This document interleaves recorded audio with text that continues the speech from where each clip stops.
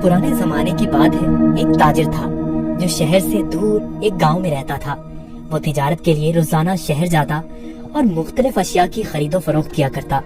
तिजारत करने के लिए उसके पास एक गधा था। वो गधे पर सामान लाद कर रोजाना शहर जाया करता। ताजिर अपने गधे की बहुत अच्छे तरीके से देखभाल करता, उसकी खुराक का बहुत ख्याल रखता, उसे वक्त पर चारा डालता और पानी पिलाता, क्योंकि ताजिर को पता था कि उसकी तिजारत के लिए इस गधे की बहुत जरूरत है। गधा बहुत सेहतमंद था। ताजिर बहुत सारा सामान एक साथ गधे पर लाद कर फरोख्त के लिए शहर ले जाता, लेकिन उसका गधा बहुत कामचोर और आलसी था। उसको भागना दौड़ना खाना पीना बहुत पसंद था। ओह, आज फिर शहर जाना पड़ेगा। मुझे हमेशा छुट्टियां क्यों नहीं हो जाती? मुझे छुट्टियां बहुत पसंद हैं। मेरे मालिक को तो हमेशा काम की ही पड़ी रहती है, पर मुझे फारिग रहना बहुत पसंद है। मेहनत करना तो बिल्कुल भी मुझे अच्छा नहीं लगता। ताजिर अपने गधे पर सारा सामान लाद कर शहर ले जाता और ताजिर को शहर जाने के लिए एक नदी को पार करना पड़ता था। शहर जाकर वो सारा सामान बेच देता। ताजिर को हर रोज बाजार की मांग के मुताबिक अशिया की तिजारत करनी पड़ती थी। कभी कपास तो कभी नमक, कभी सब्जियां तो कभी फल। ताजिर को पता लगा कि बाजार में नमक की मांग बहुत बढ़ गई है। ठीक है, मैं बहुत जल्द ही नमक लेकर आ जाऊंगा। उसने अपने गधे पर 4 बोरियां नमक की लादी और उसको मालूम हो गया कि 4 बोरियों का वजन काफी ज्यादा है। ओहो, मेरा गधा इतना वजन नहीं उठा सकता। इसका वजन थोड़ा कम करना पड़ेगा, यही ठीक रहेगा। उसने गधे की पीठ से एक बोरी उतार दी, फिर भी गधा आगे जाने के लिए तैयार नहीं था। ताजिर को अपने गधे का तो बहुत ख्याल था, पर उसको अपने गधे का पता था कि वो बहुत कामचोर और आलसी है। उसने एक छड़ी गधे की पीठ पर मारी और उसे बाजार ले जाने की कोशिश करने लगा।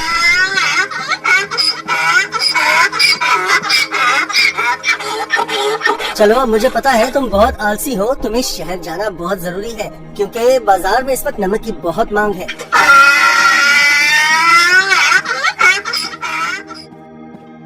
ताजिर ने सारा नमक फरोख्त कर दिया। ओहो, सच में बाजार में नमक की बहुत मांग है। ताजिर ने फिर रोज की तरह शहर में नमक फरोख्त करना शुरू कर दिया। गधे पर कभी 3 तो कभी 4 बोरियां लाद कर बाजार जाना पड़ता था, जिसकी वजह से गधा नाखुश था।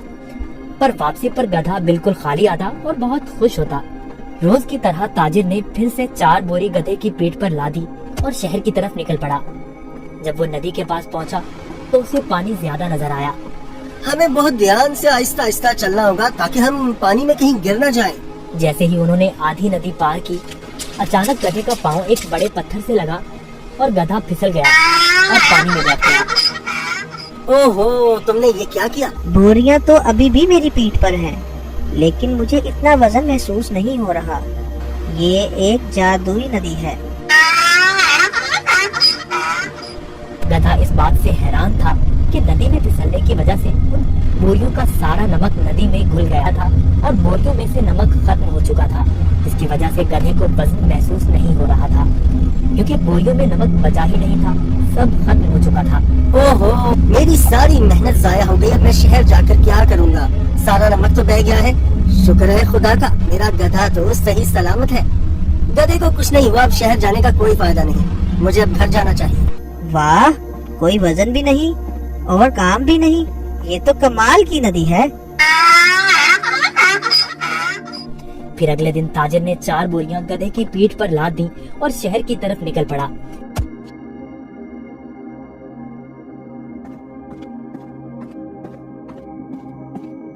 आहा, कल का दिन कितना अच्छा था। कोई काम भी नहीं करना पड़ा था। आज मुझे फिर काम करना पड़ रहा है। ठीक है, आज फिर से मैं आलसीपन दिखाता हूँ और अपना वजन कम करता हूँ। फिर तो मैं नदी से ही घर वापस जा सकता हूँ, कल की तरह। वो एक जादुई नदी है जो मेरा वजन कम कर देती है। वो कल की तरह आज भी मेरी मदद करेगी। ताजिर उस दिन गधे की चालाकी से बिल्कुल बेखबर था। रोज की तरह ताजिर अपने गधे के साथ इस नदी के पास पहुंचा तो गधा ताजिर से पहले ही इस नदी की तरफ जाने लगा। ताजिर ने उसे रोका। रुको रुको। गधा फिर से नदी में फिसल गया जहाँ वो पहली बार फिसला था। ओहो, तुमने क्या किया? काहे गधे, जल्दी से बाहर आओ। लेकिन बहुत देर हो चुकी थी। बोरियों का सारा नमक नदी में घुल गया। गधे को अब कोई वजन महसूस नहीं हो रहा था। वाह, ये हुई ना बात, कोई वजन भी नहीं और काम भी नहीं। ये दोबारा कैसे? जरा सोचता हूँ, ये जानबूझकर मेरे साथ कहीं चालाकी तो नहीं कर रहा। ओ काहिल गधे, मैंने तुम्हारा इतना ख्याल रखा और तुमने मेरे साथ क्या किया? इसे घर वापस ले जाता हूँ, मुझे पता है। अब देखो मैं तुम्हें कैसे सबक सिखाता हूँ। गधे ने सोचा, मैंने काम चोरी का ये अच्छा तरीका ढूंढा है, पर ताजिर का तो आज कुछ और ही जहन था। अगले रोज ताजिर ने गधे की पीठ पर 6 बोरियां रुई की लाद दी, लेकिन गधे को थोड़ा सा भी वजन महसूस न हुआ। ओहो, इतनी ज्यादा बोरियां? कोई मसला ही नहीं। शहर तक जाना किसने है? इस जादुई नदी तक तो जाना है बस। और वो शहर की तरफ जाने लगे। जब वो नदी के पास पहुँचे तो अचानक से गधा नदी पार करने लगा और उसी जगह पर फिसला जहाँ वो पहले फिसलता था।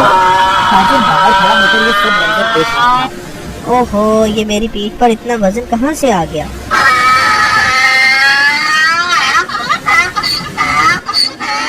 ताजिर बहुत समझदार आदमी था। उसको पता चल गया कि उसका गधा जानबूझकर ये सब उसके साथ कर रहा है। इसलिए ताजिर ने इस दफा बोरियों में नमक के बजाय रुई भर दी थी। जैसे ही गधा नदी में फिसला तो रुई ने पानी जब्त कर लिया और गधे की पीठ पर वजन ज्यादा हो गया। हाँ, तुम मुझे इतने दिनों से बेवकूफ बना रहे थे।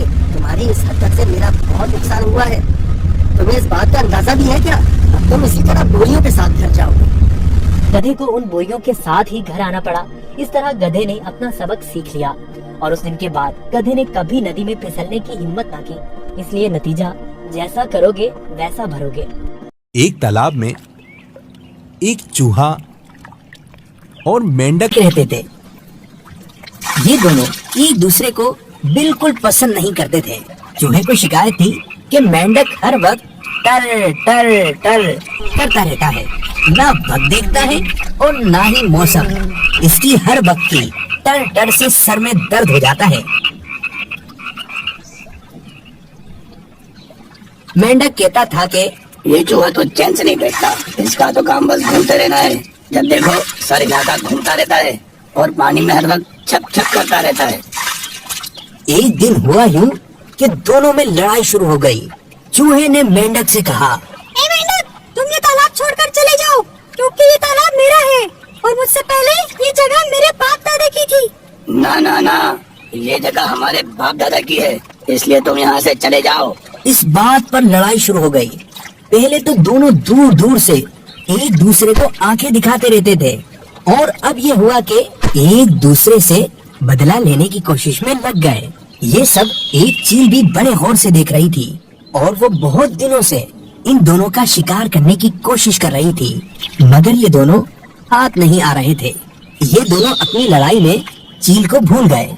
चील ने मुनासिब मौका देखा, तेजी से झपटी और इन दोनों को अपने पंजों में दबा कर रहते थे।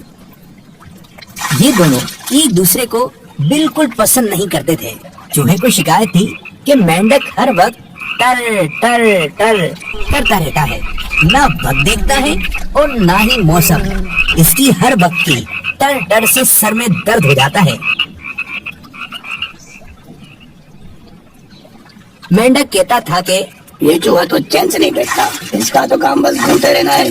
जब देखो सारी इलाका घूमता रहता है और पानी में हर वक्त छप छप करता रहता है। एक दिन हुआ यूं कि दोनों में लड़ाई शुरू हो गई। चूहे ने मेंढक से कहा, ए मेंढक, तुम ये तालाब छोड़कर चले जाओ, क्योंकि ये तालाब मेरा है और मुझसे पहले ये जगह मेरे बाप दादा की थी। ना ना ना, ये जगह हमारे बाप दादा की है, इसलिए तुम यहाँ से चले जाओ। इस बात पर लड़ाई शुरू हो गई। पहले तो दोनों दूर दूर से एक दूसरे को आंखें दिखाते रहते थे और अब ये हुआ कि एक दूसरे से बदला लेने की कोशिश में लग गए। ये सब एक चील भी बड़े गौर से देख रही थी और वो बहुत दिनों से इन दोनों का शिकार करने की कोशिश कर रही थी, मगर ये दोनों हाथ नहीं आ रहे थे। ये दोनों अपनी लड़ाई में चील को भूल गए। चील ने मुनासिब मौका देखा, तेजी से झपटी और इन दोनों को अपने पंजों में दबाकर तालाब में एक चूहा और मेंढक रहते थे।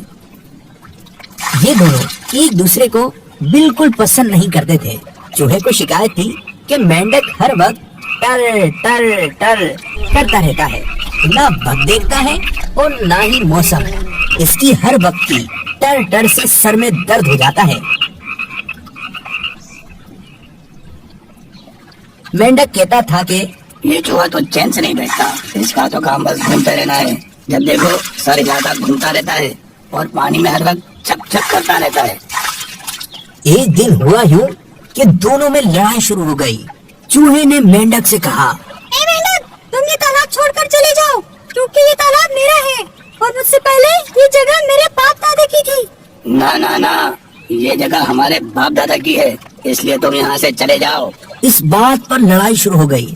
पहले तो दोनों दूर दूर से एक दूसरे को आंखें दिखाते रहते थे और अब ये हुआ कि एक दूसरे से बदला लेने की कोशिश में लग गए। ये सब एक चील भी बड़े गौर से देख रही थी और वो बहुत दिनों से इन दोनों का शिकार करने की कोशिश कर रही थी, मगर ये दोनों हाथ नहीं आ रहे थे। ये दोनों अपनी लड़ाई में चील को भूल गए। चील ने मुनासिब मौका देखा, तेजी से झपटी और इन दोनों को अपने पंजों में दबाकर